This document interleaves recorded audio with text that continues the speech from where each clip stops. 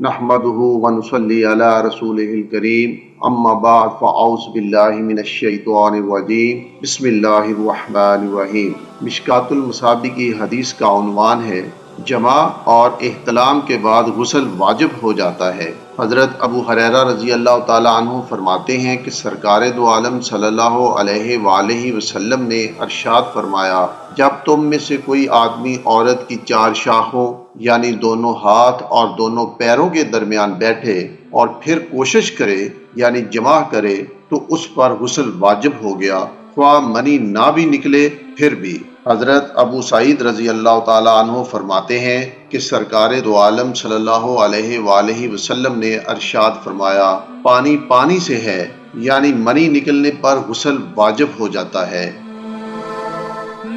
اگلی حدیث کا عنوان ہے عورت کے احتلام کا مسئلہ۔ حضرت ام سلمہ رضی اللہ تعالی عنہا فرماتی ہیں کہ حضرت ام سلیم نے سرکار دو عالم صلی اللہ علیہ وآلہ وسلم سے عرض کیا کہ یا رسول اللہ، اللہ تعالیٰ حق کے معاملے میں حیا اور شرم نہیں کرتا، لہٰذا یہ بتائیے کہ کیا عورت پر خواب میں جمع دیکھنے یا کرنے پر احتلام ہونے کی صورت میں غسل واجب ہو جاتا ہے؟ آپ صلی اللہ علیہ وآلہ وسلم نے فرمایا، ہاں، جب کہ وہ منی والے پانی کو دیکھے۔ یہ سن کر ام سلمہ نے اپنا منہ شرم کی وجہ سے ڈھانک لیا اور کہا کہ یا رسول اللہ، کیا عورت کو بھی احتلام ہوتا ہے؟ یعنی کیا مرد کی طرح عورت کی بھی منی ہوتی ہے اور باہر بھی نکلتی ہے؟ آپ نے فرمایا، ہاں، خاک آلود ہو تیرا داہنا ہاتھ، اگر ایسا نہ ہوتا تو پھر اس کا بچہ اس کے جیسا کیوں کر ہو سکتا تھا؟ تیرا داہنا ہاتھ خاک آلود ہو،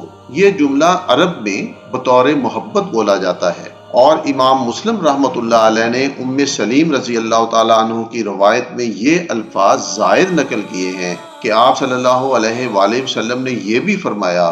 مرد کی منی گاڑی سفید ہوتی ہے اور عورت کی منی پتلی زرد ہوتی ہے، لہٰذا ان میں سے جو منی سبقت یا غلبہ پا جائے تو بچہ کی مشابہت، رنگ، روپ، شکل اس جیسی ہو جاتی ہے۔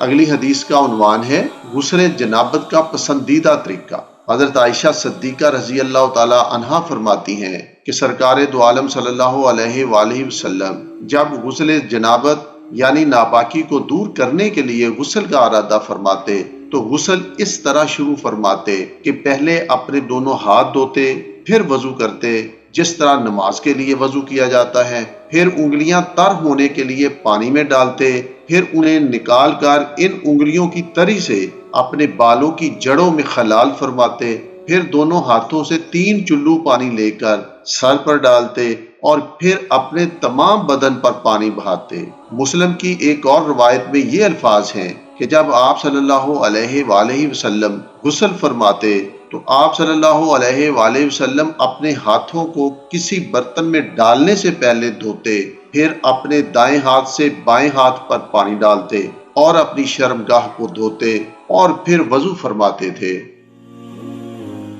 اگلی حدیث کا عنوان ہے غسل جنابت کے بعد ہاتھوں کے ساتھ پانی صاف کریں۔ حضرت عبداللہ ابن عباس رضی اللہ تعالیٰ عنہ فرماتے ہیں کہ ام المومنین حضرت میمونہ رضی اللہ تعالیٰ عنہ نے فرمایا کہ میں نے سرکار دو عالم کے غسل کے لیے پانی رکھا اور کپڑا ڈال کر آپ پر پردہ کر دیا، چنانچہ آپ صلی اللہ علیہ وآلہ وسلم نے اپنے دونوں ہاتھوں پر پانی ڈال کر انہیں دھویا، پھر آپ صلی اللہ علیہ وآلہ وسلم نے اپنے دائیں ہاتھ سے بائیں ہاتھ پر پانی ڈالا اور شرمگاہ کو دھویا، پھر اپنا بایاں ہاتھ جس سے شرمگاہ کو دھویا تھا زمین پر رگڑا اور اسے دھویا، پھر کنڈلی کی اور ناک میں پانی ڈالا، اس کے بعد چہرے اور ہاتھوں کو کونیوں تک دھویا، پھر اپنے سر پر پانی ڈالا اور تمام بدن پر اسے بہایا، پھر جہاں آپ صلی اللہ علیہ وآلہ وسلم نے غسل فرمایا تھا اس جگہ سے ہٹ کر اپنے پاؤں کو دھویا۔ اس کے بعد میں نے بدن خشک کرنے کے لیے